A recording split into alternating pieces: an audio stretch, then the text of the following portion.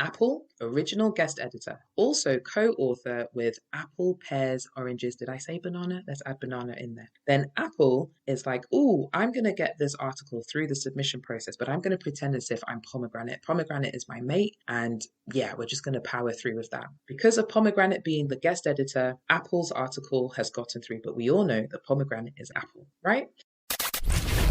Science. Technology. Medicine. Health. These four things make the world go round. Without them, we couldn't exist. This is the Monday Science Podcast, a weekly show bringing you the latest research and news in science, technology, medicine, and health, answering your questions or finding experts in the field to answer them. Your host is a pharmacist, an award-winning scientist. She leads her own research group and is the founder of King's College London Fight the Fakes. A tad bit on the qualified side. Welcome to Monday Science. Here's your host, Dr. Bahijja Raimi-Abraham.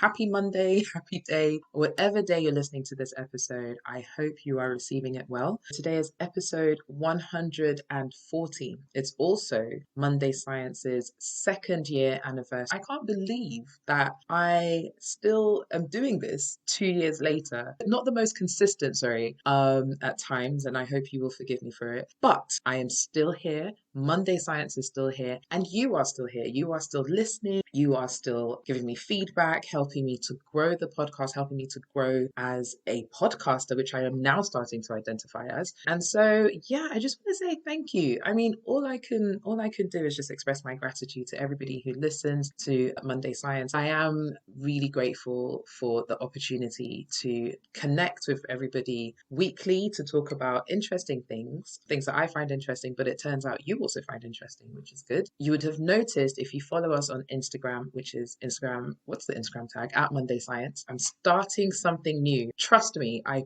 plan to be consistent. I'm starting something new, which will be a sneak peek on Sunday, which will be a real video of some sort where I'll give a bit of an overview of the upcoming episodes. That's on a Sunday, and then you've got the videogram on Monday. And then today's episode, before the episode started, I was just talking through. So I'm recording now. Hello. Hi, I'm recording myself. Oh, recording audio, but also video. And I'll be putting some clips up on our YouTube channel, Monday Science. So as you can see, anyway, so today, yes, I've got my cup of tea and I'm settled and ready to talk to you guys about retractions. Before 2020 March, let's say before COVID, retractions occurred and something that happened in journals. I should probably give a bit of a recap, but retractions were a thing. And then COVID came about, and the way in which we published, the speed in which publications were coming out and things like that changed. And this also resulted in a lot of retracted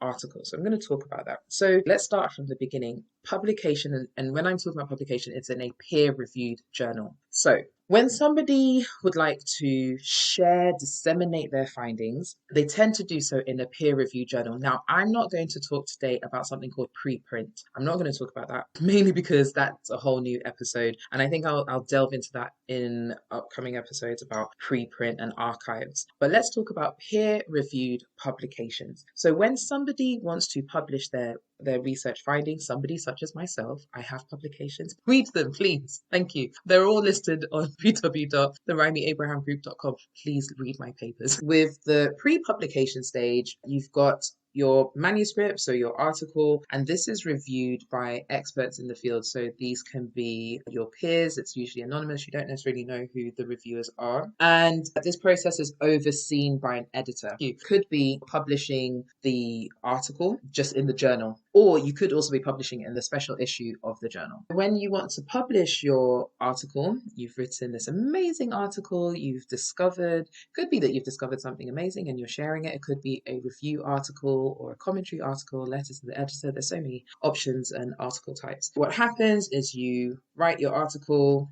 you then find the journal that you want to publish it in, or you might find the journal first. There's lots of different ways. But essentially, when you submit their article to the journal, it undergoes a peer review process. Now, that can start off with the editor of the journal looking at the abstract, seeing if it's the themes, the topics of the journal, and then it will be moved on to reviewer stage. Your article, we can also have something like a special issue. So a special issue could be a specific theme. It could be a theme of topical interest. It could just be so many things, but you generally have a special issue. And with the special issues, you have a guest editor. So that's important for what I'm going to talk about today. There are occasions where the editor can override the decision of the reviewer. So how it should go is that the editor or assigned editor or assistant editor screens through the abstract, says, yes, this looks sound, this looks good. I'm happy with this article after going through the peer review process be accepted in this journal. Now I'm going to pass it on to the reviewers. Now these reviewers would be experts in the field who are going to review the article for credibility, ethics, basically looking at the integrity of the article, scientific merit. And then the reviewers will pass their comments, and there are loads of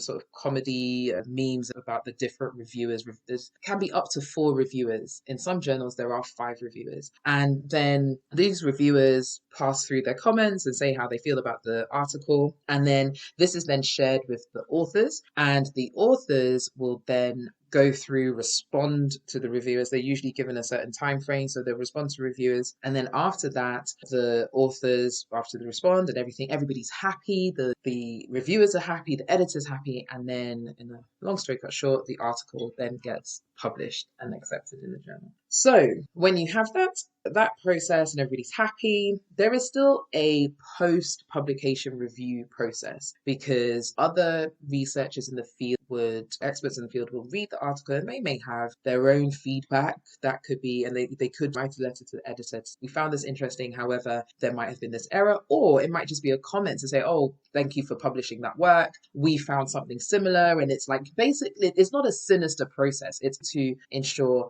good research integrity. The research is, or the work is sound, and then it adds something to the community in that field. So that's the process. So a retraction is when a article is retracted, so it's removed from a journal. And this can be for many reasons. Could be that there was an error in the article. It could be that maybe the data is unreliable. It's not always sinister. It could just be an honest mistake has been made, an honest error has been made, and so the article needs to be retracted. Could be that the article has been published 2 different journals, which is not allowed, and then it's been found out. There are many reasons why an article can be retracted, and so when it is retracted, the journal usually gives an explanation as to why, but they don't always do that. And so retractions, these retracted papers, there's a notice that is put up by the journal, and this is used to alert the reader. And so I got into this whole retraction interest at the start of COVID. I've obviously known about retractions.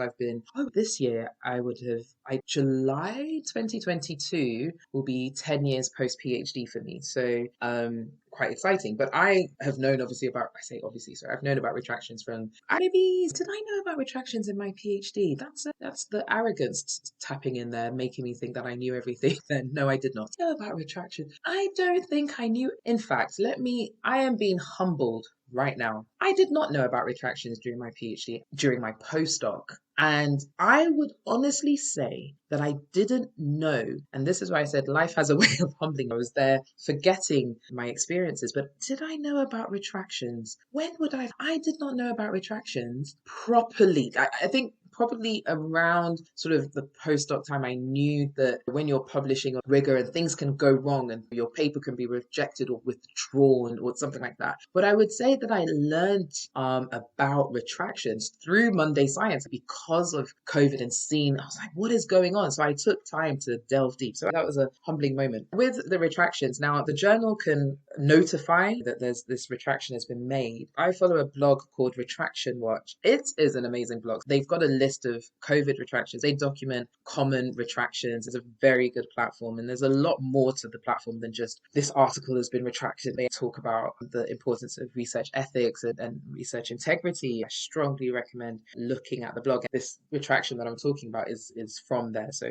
they're credited in the episode description. Retractions in previous episodes, so episode 5, which it will be out this Thursday as a throwback episode, so part of Thursday specials. So episode 5, that was my first episode on retractions, and there I go into a little bit more detail about retractions and the implication of retractions. People have been convicted, accused of healthcare fraud. At the time of that episode, episode 5, which was first aired on 8th of June 2020, there were only 15 papers on COVID that had been retracted at the time of that episode. I looked recently, the number of COVID related papers retracted is now 223. That is a lot. But as I mentioned, I'll re-release the episode 5 on Thursday as part of the Thursday special, like a throwback Thursday. The other episodes, in case you are interested to find out more and learn more about retractions, episode 70 and episode 138, which you can search on our website, www.mondaysciencepodcast.com/listen. Now,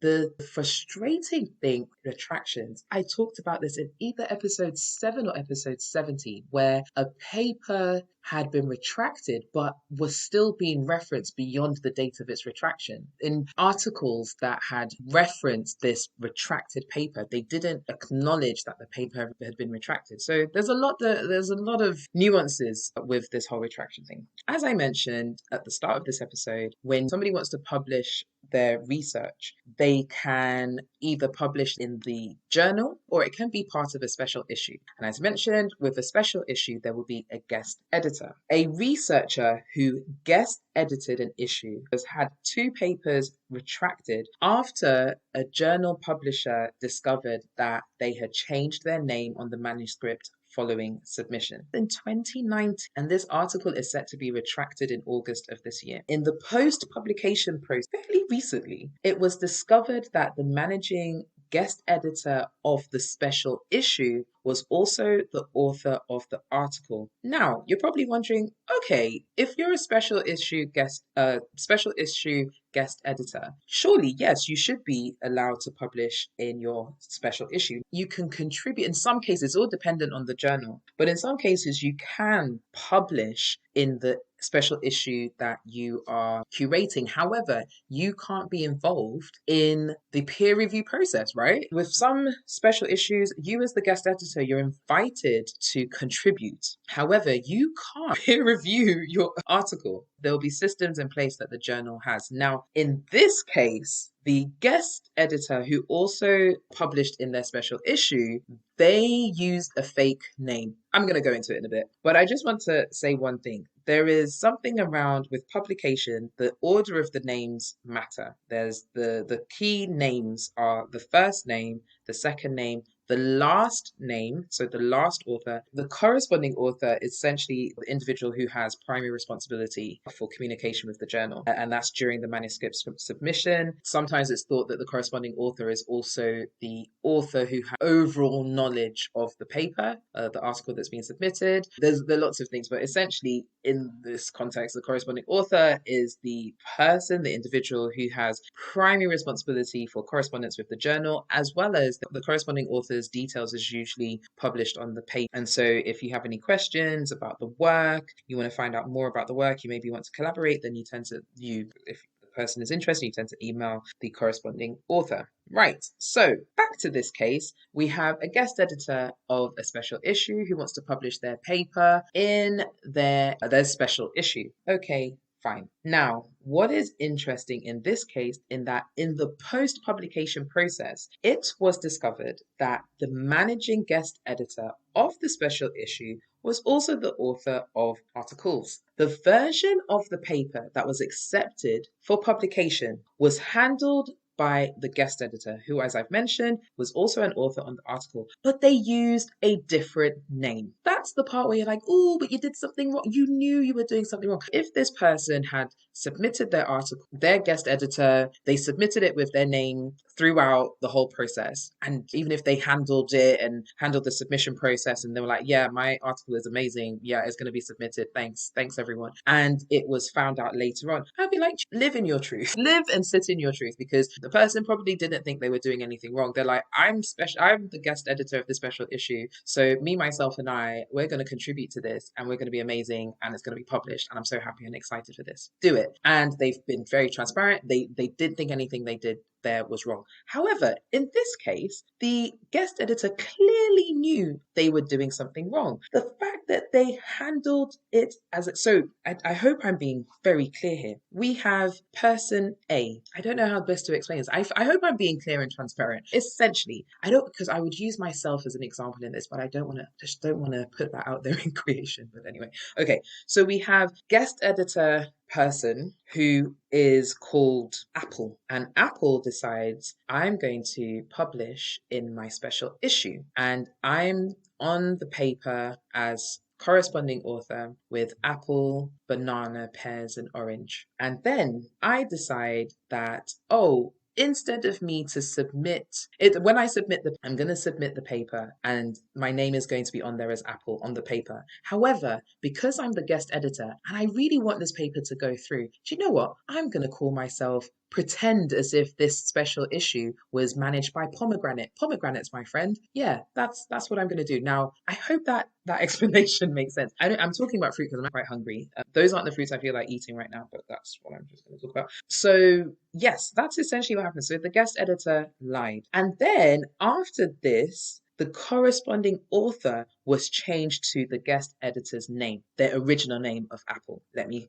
use my example. Apple, original guest editor, also co-author with apple, pears, oranges. Did I say banana? Let's add banana in there. Then Apple is like, I'm going to get this article through the submission process, but I'm going to pretend as if I'm Pomegranate. Pomegranate is my mate, and yeah, we're just going to power through with that. Because of Pomegranate being the guest editor, Apple's article has gotten through, but we all know that Pomegranate is Apple, right? When the paper has been accepted and at the final stage, Apple is like, I've achieved, I've gotten away with it. So now I can put myself back as the corresponding author. So remember, the corresponding author is the person who's been communicating the most with the journal. The journal is also can be thought of as the person who has the overall expertise and knowledge. There's a great area with that. Different people corresponding author in different ways for that purpose. Like, are they the expert? But let's say in this context, it's likely that Apple wanted to be viewed as the corresponding, the authoritative author in this article. So Apple, disguised as Pomegranate, has gotten the article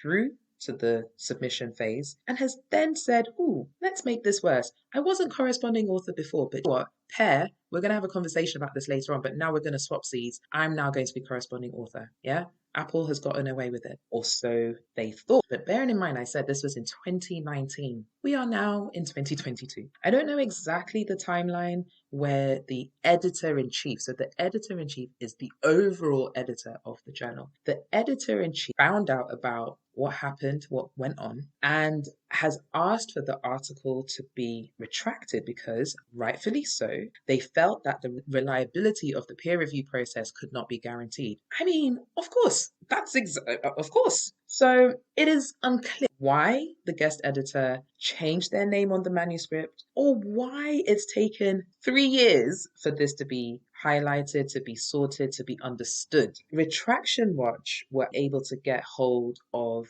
a co-author of one of the newly retracted papers. Now, remember, there have been about 2 papers. But then when I read the blog, I was a bit confused because it looked as if there'd definitely been 2 papers retracted. And then I think there'd been another 2 papers that were retracted. So there's been 4 retracted in total with this person, Apple, that's been consistent throughout, like, is the main, the lead in it. So as I mentioned, Retraction Watch were able to get hold of one of the co-authors of the newly retracted paper, and they said that they only knew the guest editor by email. So the guest editor had emailed this person and was like, would you like to be on this paper? Great, fine. However, this person, they couldn't provide an updated email of the guest editor. And do you want to know why? Because apparently the guest editor, the person, Apple, regularly deletes their Gmail. to avoid being charged storage fees. I just want to repeat that. Apple, the guest editor, corresponding author in question of this narrative, of this story, doesn't have a consistent email contact because they regularly delete their Gmail to avoid being charged storage fees. There is a lot to unpack in there. Now, firstly, does anyone know how to delete their Gmail? I don't know how to delete my Gmail account, but Professor Dr. Apple, who they are, does not have an updated Gmail because they regularly delete their Gmail to avoid being charged storage fees. That's the end of the episode. I'm just going to leave it there. I don't have anything more to say. That's it. I will find examples where retractions haven't been based on something sinister. I really want to make sure that as researchers, irrespective of fields, we don't get into this habit of seeing a retraction as somebody has in every case, somebody has done something wrong or it's always bad. There are examples where it's an innocent mistake, right? But those ones don't necessarily make it into public forums. It's usually the ones where it's something like this. But there are examples where it's something innocent. But as you can see in today's episode, there are examples where it's not so innocent. And so you have the questions. The questions I have in this case is what then happens to Apple, aka Pomegranate, in another submission process? What happens to them? One day, I hope I will be able to talk about an incident that I've experienced, and it's a tricky one because when you write a paper and you're an author in a sea of authors, essentially you are a team, right? Well, not essentially, you are a team because you're publishing this together as a team. I think I may be thinking about this a bit too deeply. I don't know, but when you're publishing as a team, you have a responsibility, in my humble opinion, to make sure you are not doing something that will put your other team members in jeopardy in a bad way, in a bad situation where people are questioning their own integrity, because it can be a stain on your career, on the other co-authors' careers in academia, in science, in STEM, in all these different, the arts. There is a lot of competition, you probably have seen this in passing, a lot of pressures to churn out papers, to get grants. Yes. However, we have to try and hope that we don't get to a point where these pressures make us do something that damages or can affect our credibility. That's what we hope never happens. And remembering that if you are an author on a paper and you do something that brings that paper or the context of that paper into question, like the integrity, the rigor, the scientific, whatever it is, especially when it's research integrity, there is an impact that is had on the other co-authors. And I don't know, but I don't believe in a retraction. In fact, I was going to say, I don't believe in this retraction. It's clear that they've written, it's been retracted because guest editor, blah, blah, blah. I don't know. Unfortunately, I can't remember off the top of my head. But it's a serious offense. And the other co-authors, they could then be listed, their names could be listed behind the submission process as saying, these authors double check their submission process. I don't know. There are things that can happen like that. So it's not great. And I think there are lots of questions in this case, but I would say I feel that something like this can't happen. No, I don't believe people are bad people. I think that sometimes people do things because of a situation they're in, a pressure they're in. Also, they may have gotten away with it so many times before that they just don't think anything of it. On that note, my concluding statement is for you to look at your email addresses, all the email addresses that you have, and think to yourself, do I need all these email addresses? And you can then find a way, figure out a way to delete your emails. And then please, not your emails, your email account. And once you do, please email me and let me know. On that note, I hope you enjoyed today's episode. Have a great rest of the day, or if your day has already ended, have a good evening, have a good night. And thank you so much for listening to me waffle on today about retractions. You've been listening to the Monday Science Podcast, a weekly show bringing you the latest research and news in science, technology, medicine, and health. We hope you've gotten some useful and thought-provoking info from the show, and we hope you had fun along the way.